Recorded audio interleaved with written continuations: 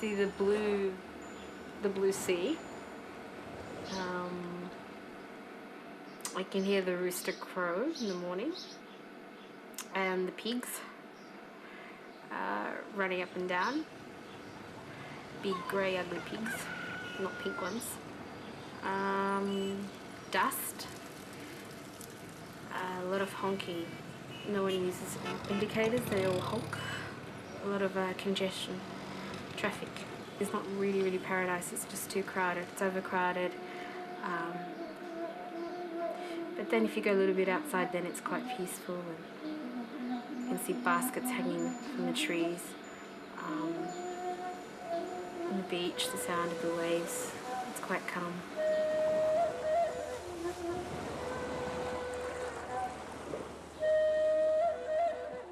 Legend tells, when time was young, a crocodile was saved by a boy. In return, the crocodile transformed itself into an island, which became the boy's homeland, Timor.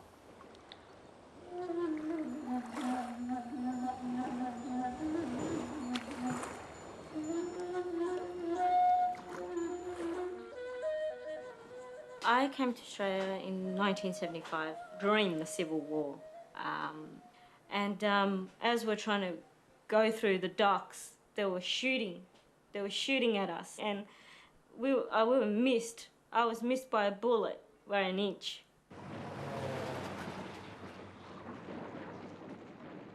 There was a brief civil conflict in August between the two major political parties in East Timor, UDT and Fretland.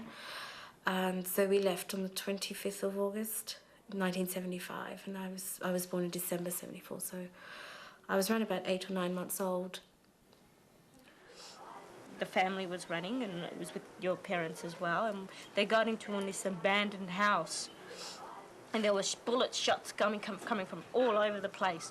And this abandoned house was dark. The whole family stayed in there, took refuge in this abandoned house, and all of a sudden Elizabeth started to cry as a baby. Goes, kill the baby, you gotta kill her, you gotta sacrifice her for everybody else in the room.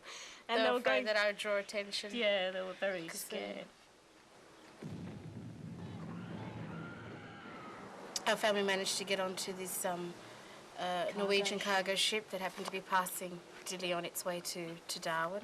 Men weren't allowed on. It was just women and children. And Sid's dad and my dad had to, in the cover of night, just jump in and hide under the tarpaulins. And it wasn't until my mum said till she got to Darwin that when people said, "Oh, look, your husband's here in Darwin as well." Those who fled during the Civil War didn't think the war would last forever and thought they still had the opportunity to go back. And of course, all their hopes and dreams of return were dashed when Indonesians invaded in 1975. Radio messages received here tell of Indonesian warships bombarding Dili early this morning before paratroopers dropped in a circle around the city to be joined by troops ferried ashore later. A senior member of the left-wing Crocodile movement said in his first message, "We need help. Paratroopers are dropping everywhere." At times, nearly hysterical, he said that women and children were being fired on and the Indonesians were killing indiscriminately.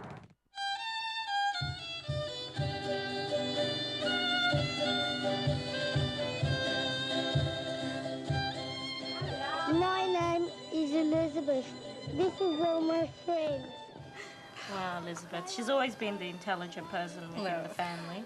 She's like the sister, really. She lives across the road, and she's always been in and out of our lives. More like in our lives for such a long time.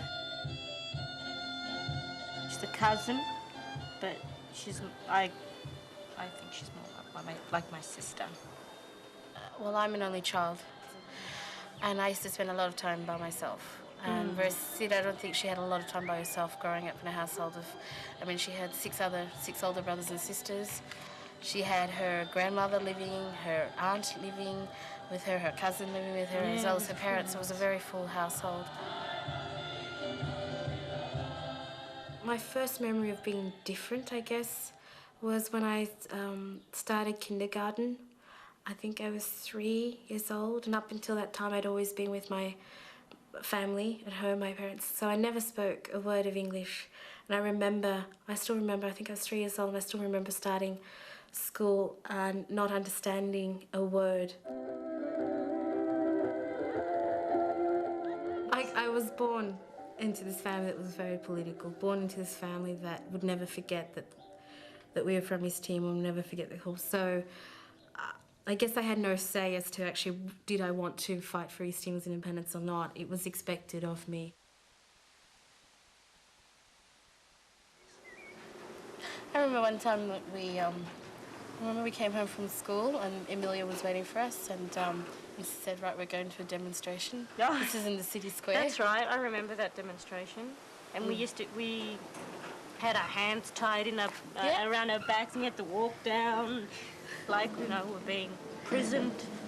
And then we had to pretend fake death. Because in the middle of the city square, someone dressed as an Indonesian soldier was going to shoot us, and we'd have to fall. And we had to become a mass grave, basically. We were all falling on top of one another. And I remember how uncomfortable that was. They died to defend their Australian friends and to protect their Australian friends against Japanese invaders.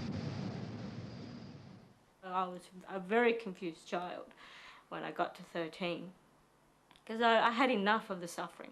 I had enough of listening to politics on the dinner table during lunch, breakfast, dinner, politics.